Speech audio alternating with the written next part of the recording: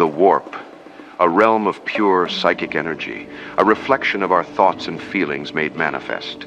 Its influence is not bound to the confines of one universe, but is spread wide among the ever-diverging tracks of the multiverse. This is one such track, the angel Apostasy. In wit, its core dead still, frozen as its surface. Once a shimmering, mineral-rich beauty, millennia of relentless harvest and internal war left only a hollowed wraith adrift in a stagnant orbit. One side perpetually staring at its sickly red star, the other abandoned to the black frost of space.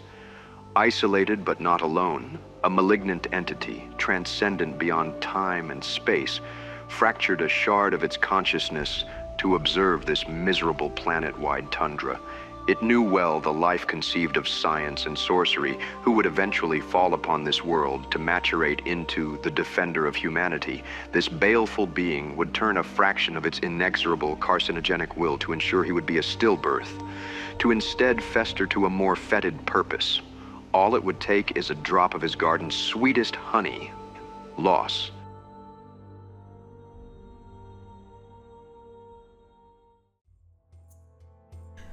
Akna trudged through shin-deep snow in the shadow of the chasm's teeth, the jagged roof that opened to a land of perpetual light, and popped an ayak berry in her mouth. She savored the flavor despite the new, sour aftertaste. Quickly, she stuffed the small berry pouch under layers of clothes and let it drop to her chest. Without looking down, she crouched to pick up a gnarled bone coated in hoarfrost. With a smile, she weighed it and tossed it out of the shadow, careful to not pass into the open herself. Her father's words came to her. The light is a false promise. The bone made an audible crack as it touched the light. Rushing particulates from ancient chem bombs carried by the wind stole its meager warmth mid-flight before it shattered upon the ground. As the brief gratification faded, the rest of her father's words whispered themselves into her ears, just as they always had whenever her clan left the relative safety of their tunnels, where the sky opened up to the lie of a warm reddish glow. Only the warmth of kin and custom will save you. Her smile faded. At the thought, she looked back at her clan, a cute convoy of segmented mechanical pods hugging the wall as it moved. The modular, all-terrain, navigatable travel load engine, or mantle, was forever her pride, lifeline, and prison. Akna's mother waved frantically from the last segment of the ancient machine, eyes wide with panic until her daughter finally trotted back. "Stupid girl!" her mother hissed on the verge of hysterical tears. "How many times do I have to tell you? Do you want to die?" She weakly smacked Akna's thick coat with arms turned to jelly. "Stupid, stupid, stupid!" Hours later, back in the cavern system, they made camp in an ancient alcove dug into the frozen rock near its entrance. With long, practiced efficiency, the clan broke out into small subcamps. Insult tents, just tall enough to stand in, were erected across the site, and immediate families gathered around small Promethean stoves that functioned as heaters for those within. Soon dinner was prepared, and Akna stuffed her face. Anik, her brother, followed suit. Impulsively, he reached for her plate once the slim offerings were gone from the shared tray before them. Akna smacked his hand away with a glare and followed with a rude, taunting gesture. He rubbed his hand before returning the gesture, but born with inordinately long middle fingers, his retort was a gangly wave of clumsy hand movements, which elicited laughs from his sister. Their mother scolded her. Again. Akna's face, slightly gone to fat, drew mostly silent judgment from the gaunt, hardened members of her clan. The wasting writ warped what it hadn't wiped out, if Hive Market gossip were to be believed. She pushed it from her mind and savored another bite of succulent meat. She closed her eyes, shutting out the harsh looks, and allowed herself to enjoy. Weren't the youth supposed to eat their fill and grow? She wondered, did anything else bring her this much joy? Grasping at air, she shut those thoughts out too. Akna just kept chewing while her mother grew annoyed. She was about to scold her again when she was cut off by a loud explosion that vibrated the very ground beneath her. Within minutes, half of the clan's men had their gear on and were leaving to investigate. Akna was, of course, forbidden from leaving, and to her credit, she waited an entire 2 hours before contriving a scenario with Anik, a snowdrift, and a bottle of Ansek to distract her mother so she could follow. She had gauged her time right. The snowfall was especially light, as the tracks are still visible enough to follow, but the men were not so close that she risked being sent back. By the time she had caught up to them, they were digging out a massive metal sphere-like object from the cracked, frozen earth. 2 men stood to the side, one taciturn and the other grave. Behind large rocks and mounds of snow, she crept low and got close enough to hear over the wind. "Whatever it is, it's not worth it. Not just us. Not alone out here. Look!" The young man's voice rose to a panicked shout. "The tooth's already cracked. The ice could kill us any second. Look!" "Are you done?" came Rogel's low, firm voice, her adoptive father's tone unmistakable. "Our clan survival is worth a managed gamble, but the longer we argue, the riskier it will be. Now either dig or get out of the way." With a desperate fervor, they dug. Occasional winding whip cracks of splitting ice above, followed by deep groans, made them work all the quicker. The cessation of digging and heavy breaths were followed by strains of effort before grunts and the release of gas as something gave way. After a moment, they began to argue, but she couldn't hear them over the new gust of wind. She fought the impulse to peek. The threat of another month in penal service kept her head cowed. After a moment, it died down. "What? All for nothing?" one man said. "You can't be serious! This is monstrous!" another man shouted. She heard more arguing until the deep "Quiet!" cut the talk cold. "Tell me then, which one of your sons would you let go hungry?"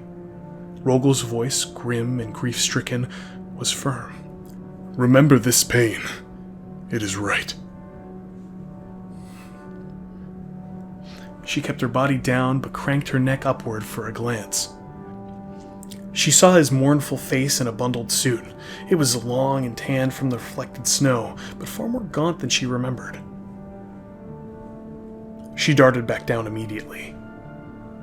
"But there is no more to give." She heard the sound of crunching boots. "We are out of time. Leave it and go." No man argued despite their yearning hearts. She froze in place as they passed by. He had always been solemn and a bit frightening, but she had never seen him like that before. She did not know he was capable of such longing or sorrow. The moment they were out of sight, she moved. Her expediency was from fear more than the cramping of her crouched legs. The dark held many hungry dangers. The metal meteorite was larger and far more intricate than she had expected. Tubes and pipes, which somehow survived the impact, crisscrossed over its surface. She examined it until she found the lever she believed to be the opening hatch and tugged at it. She feared it would be too heavy to open, but after an initial pull, the seal released and the door slid open, indifferent to any force she applied. The face of a child, barely a toddler, looked back. His eyes, the color of chipped ice, were cold and clear, a placid blue. The sight of the boy flooded her chest with emotion. Cheek-pinching infatuation, disgust and rage towards the men of her clan for leaving him, love in the new-found maternal instinct, and a dread of his fate if that which haunts the dark seized him. The last impulse spurned her to action. She quickly undid her multiple layers, leaving only a thin undershirt between her and the frigid wind. She shuddered and tensed, but moved all the quicker. She gently lifted the child and tucked him under her bosom. Loosely she affixed the upper section of her layers to give the child some room to breathe. All the while, soft, calming words flowed from her mouth, and, to her surprise, the child did not so much as whine. The same could not be said for the icy tooth overhead, as time had run out. Frenzied panic moved her as a quick, quiet crack ripped to a screaming sunder, the tooth dislodged from the maw above. Sub-zero winds flash-froze the pod with a sharp-tempered glass, cracking a breath before it was replaced with the deafening pulverization of the tooth's impact. Debris flew by. Powder dust swirled and encompassed her, but she did not slow as she moved into the night. She trudged back as fast as her legs would carry her, but the boy was disturbingly heavy, like a stone statue wrapped in flesh. The danger of her choice only sank in as visibility inversely plummeted against the increasing snowfall. Every crunch of her feet grew further away as the wind picked up. She pinched her clothes out and looked down at her new ward with heavy breaths. He pawed at the swinging bag, his small smile half smeared in its contents. Their eyes locked for a moment, and Acna drew from an unknown well of strength. Despite only weight before her, she knew they had to be close. She pushed through the stinging numbness of her feet and focused only on moving. As hope began to fade, a small black dot on the edge of her vision reignited the fire in her chest and spurred her forward. Acna took a few steps in, pulled the snow-encrusted clothes away from her mouth, and gasped as she fell onto her knees. After catching her breath and checking once more on the child, she noticed that the cavern's mouth was too small, and it veered downward and to the right instead of left. Sweaty and suffocated, she peeled off a few more layers and wrapped the child, all the while keeping an eye on the tunnel. She laid her heavy coat against the wall, gently placed her swaddled bundle in its center, and wrapped it up, leaving just enough room for the little baby to see and breathe. Assured in the relative safety and warmth of the child's furry cocoon, she pulled a bag from around her hip. She pulled out an emergency thermal unit that occupied most of the space. She ripped its bright red cord, releasing a Promethean mixture. With a twist of its base and the flip of a switch, it hummed to life and engulfed the tunnel's mouth in a warm glow. 2 emergency flares flew from the cave, and a small sun shone in the middle of the blizzard. With a moment to breathe, she took in the cavern around her. Far from the time-worn, machine-precision burrowed tunnels that connected the hives across Inwit, these were jagged, uneven, and, the most distressing of all, fresh. The dust and debris that littered the floor were obvious clues to its youth. She gently ran her fingers across the sharp edges of gouges furrowed into the walls. Impulsively, she moved into the darkness to see what lay beyond the next corner, but this time something held her back. She looked towards the child, and primal instinct pulled her back. She bit her lip. "A quick peek, and I'll be right back," she said to the baby with a warm, sad smile. The child considered his options without words. He needed more food. The sour berries were not substantial enough, but the warmth would be back. He instinctively understood her words. Eyes moved and observed while his little body stayed still as stone. Patiently he waited, and waited. He waited until he considered moving again, but then he heard her footsteps. Excitement spread throughout his body, and he could feel the involuntary urge, his little toes yearning to move and wiggle. A small expectant smile began to grow before his brain processed the sounds thoroughly, and killed the feeling. Her breathing was labored and hoarse. Her footfalls were rapid and inconsistent. The small whine of pain every other step disconcerted him, but the other noise that appeared released a primal dread. Despite the dark, his small eyes saw her pained expression as she turned the corner. Hair stuck to her forehead, matted with sweat and a little blood. With one mangled arm held tight against her body and the other reaching out to him, she manically shuffled forward.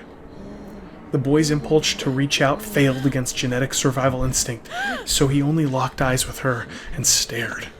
He could not make out her words between wild, ragged breaths. All she was capable of was stretching out her fingers and reaching for her boy in the light. The boy would never forget the look of fear, longing, and loss in her eyes, right before her body slammed against the ice floor. Massive hooked chitinous pincers separated the meat from between her shoulder blades.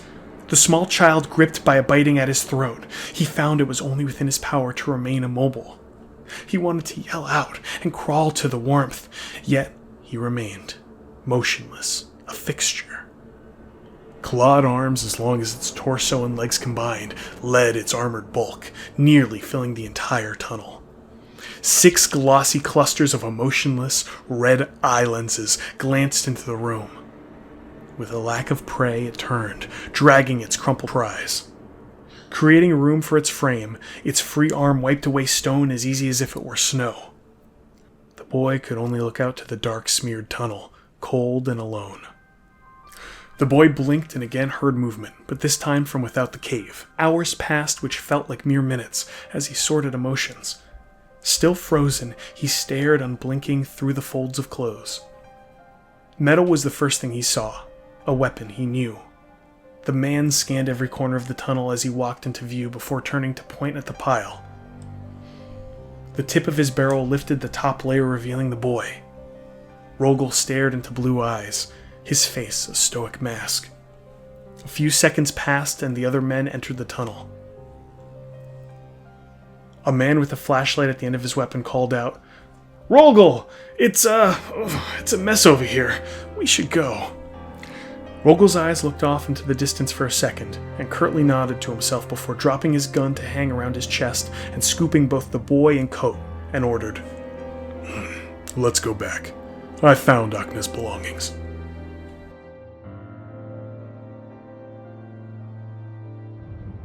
The boy who would be of Clan Dorn had been given a rare treasure in a galaxy of endless war, love. The lens he would otherwise know the world through, honor, duty, and stoic privation, now smeared with warm maternal vita. An intense, fleeting relationship so early in development leaves a hole, even in such a mighty, incubate being. Beneath the shield of mankind lies a raw wound, and there are many who would see it fester in the warp.